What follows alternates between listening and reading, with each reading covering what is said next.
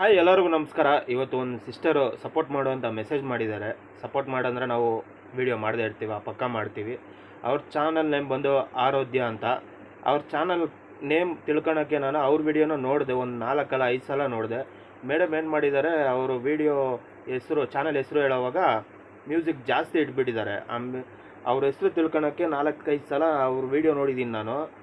ತಲೆನೋವೇ ಬಂದ್ಬಿಡ್ತು. ಮೇಡಮ್ ದಯವಿಟ್ಟು ನೀವು ವಿಡಿಯೋಗೆ ಮ್ಯೂಸಿಕ್ ಸ್ವಲ್ಪ ಕಮ್ಮಿ ಇಡಿ, ಅರ್ಥ ಆಯ್ತಾ? ನೋಡೋರು ಸ್ವಲ್ಪ ಅರ್ಥ ಮಾಡ್ಕೊಳ್ಳಿ ನಿಮ್ಮ ಚಾನಲ್ ನೇಮ್ ಏನು, ನೀವೇನು ಮಾಡ್ತೀರಾ ಅಂತ. ಸಿಸ್ಟರ್ ಬಂದು ವ್ಲಾಗ್ ಶುರು ಮಾಡಿದ್ದಾರೆ, ಚೆನ್ನಾಗಿ ಮಾತಾಡ್ತಾರೆ, ಅದರಲ್ಲೇನು ಡೌಟ್ ಇಲ್ಲ. ಚೆನ್ನಾಗಿ ಮಾತಾಡ್ತಾರೆ, ಎಲ್ಲರ ಹತ್ರನೂ ಮಾತಾಡೋ ರೀತಿಲಿ ಅಟ್ರಾಕ್ಷನು ಎಲ್ಲ ಸಿಸ್ಟರ್ ಹತ್ರ ಪಕ್ಕಾ ಇದೆ, ಸಕ್ಕದಾಗಿದೆ, ಅದರಲ್ಲೇ ಏನು ತೊಂದರೆ ಇಲ್ಲ. ಬಟ್ ಸಿಸ್ಟರ್ ಹತ್ರ ಡೈಲಿ ಯಾವ್ದಾವ್ದು ಕಂಟೆಂಟ್ ಬೇಕು ಅವ್ರಿಗೆ ಸ್ವಲ್ಪ ಕನ್ಫ್ಯೂಷನ್ ಆಗಿಬಿಡ್ತವ್ರೆ. ಏನು ಮಾಡಲಿ, ನಾಳೆ ಏನು ಮಾಡಲಿ ಅಂತ. ಸಿಸ್ಟರ್ ಟೆನ್ಷನ್ ತೊಗೊಬೇಡಿ, ನಿಮ್ಮ ಹತ್ರನೇ ಕಂಟೆಂಟ್ ಎಲ್ಲ ಇದೆ. ಹೆಂಗಂತ ಕೇಳ್ತೀರಾ? ನೀವು ಮದುವೆ ಆಗೋಕ್ಕೂ ಮುಂಚೆ ನಿಮ್ಮ ಹಸ್ಬೆಂಡ್ನ ನೀವು ಯಾವಾಗ ಫಸ್ಟ್ ಟೈಮ್ ನೋಡಿದ್ರಿ, ಮತ್ತು ನೀವು ಮದುವೆ ಆಗೋವಾಗ ಏನೇನು ಪ್ರಾಬ್ಲಮ್ಗಳಾಯಿತು, ನೀವು ಹೆಂಗೆ ಫೇಸ್ ಮಾಡಿದ್ರಿ, ಇಲ್ಲ ಮಗು ಬಗ್ಗೆ ಹೇಳೋದು, ಮಗು ನೀವು ಪ್ರೆಗ್ನೆನ್ಸಿ ಇರೋವಾಗ ನಿಮ್ಗೇನಾದರೂ ಪ್ರಾಬ್ಲಮ್ ಆಗಿರೋದು ಅದ್ರ ಬಗ್ಗೆ ಒಂದು ವೀಡಿಯೋ ಹಾಕೋದು, ಇಲ್ಲ ನಿಮ್ಮ ಅತ್ತೆ ಮಾವ ಸೈಡ್ದು ವೀಡಿಯೋ ಹಾಕೋದು, ಏನಾದರೂ ನಮ್ಮಲ್ಲಿರೋದೇ ಕಂಟೆಂಟ್ ನಮ್ಮ ಹತ್ರ ತುಂಬ ಇರುತ್ತೆ. ಬಟ್ ನಾವು ಯೋಚನೆ ಮಾಡಲ್ಲ ಅಷ್ಟೇ, ಅರ್ಥ ಆಯ್ತಾ? ಸಿಂಪಲ್ಲು. ಇನ್ನೊಂದು ಹೇಳೋಕ್ಕೆ ಇಷ್ಟಪಡ್ತೀನಿ, ನೀವು ಮಾತಾಡಿ, ಯಾರಾದರೂ ನೋಡಿದ್ರೆ ಸ್ವಲ್ಪ ನರ್ವಸ್ ಆಗೋದು ಅದೆಲ್ಲ ಏನು ವ್ಲಾಗಲ್ಲಿ ಇರಬಾರ್ದು. ನಮ್ಮವ್ರ ಮುಂದೆನೇ ಮಾತಾಡೋದಲ್ಲ. ವಾಯ್ಸ್ ಓವರ್ ಕಮ್ಮಿ ಮಾಡಿಬಿಡಿ, ವ್ಲಾಗ್ಸ್ನೆಲ್ಲ ಜಾಸ್ತಿ ಮಾಡಿ. ನಿಮ್ಮ ಹಸ್ಬೆಂಡ್ನ ಮಾತಾಡ್ಸೋಕ್ಕೆ ಅವರು ಸ್ವಲ್ಪ ಮಾತಾಡಲಿ, ಅವ್ರ ಬಗ್ಗೆನೂ ಸ್ವಲ್ಪ ಹೇಳಿ, ಅವ್ರು ಹೆಂಗೆ ಆ ಥರ.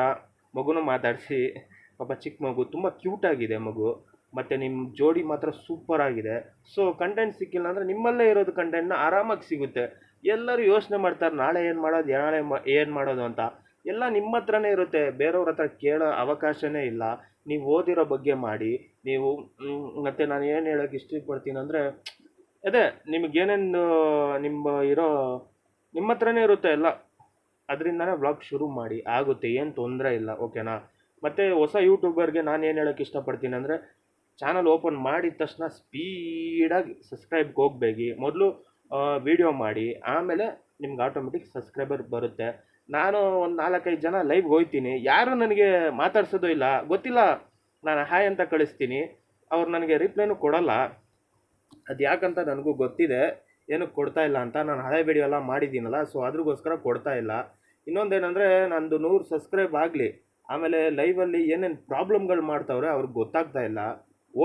ಓಡಲಿ, ಏನು ತೊಂದರೆ ಇಲ್ಲ, ನಾವು ಆರಾಮಾಗಿ ಹೋಗೋಣ. ನನ್ನ ಸಬ್ಸ್ಕ್ರೈಬರ್ಗೆ ಹೇಳ್ತಾ ಇದ್ದೀನಿ ನಾನು, ನೀವು ಆರಾಮಾಗಿ ಡೈಲಿ ವೀಡಿಯೋ ಹಾಕ್ಬಿಟ್ಟು, ನೀವು ನನ್ನ ವೀಡಿಯೋ ನೋಡೋಕ್ಕೂ ಮುಂಚೆ ಫಸ್ಟ್ ನಿಮ್ಮ ಚಾನಲಲ್ಲಿ ಒಂದು ವೀಡಿಯೋ ಅಪ್ಲೋಡ್ ಮಾಡಿ ಬನ್ನಿ. ಮೊದಲು ನಿಮ್ಮ ಕೆಲಸ ನೋಡಿ, ಆಮೇಲೆ ಬೇರೆಯವ್ರದ್ದು ವೀಡಿಯೋ ನೋಡಿ, ಅರ್ಥ ಆಯ್ತಾ?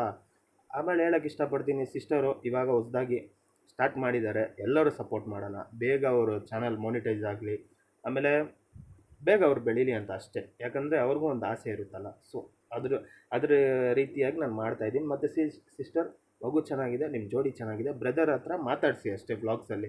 ಯಾಕಂದರೆ ಆವಾಗಲೇ ಸ್ವಲ್ಪ ನಿಮ್ಮ ಬಗ್ಗೆ ಏನಂತ ತಿಳ್ಕೊಳಕ್ಕಾಗೋದು. ಹೇಳ್ತಾ ಚಾನಲ್ನ ಮುಗಿಸ್ತಾಯಿದ್ದೀನಿ. ಬಾಯ್.